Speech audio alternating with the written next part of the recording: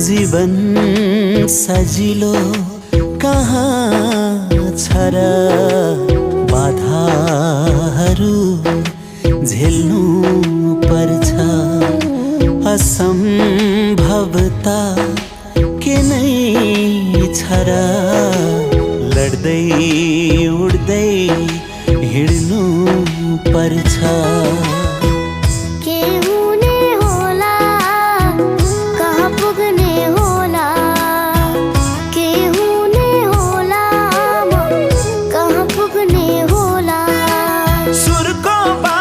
शिखर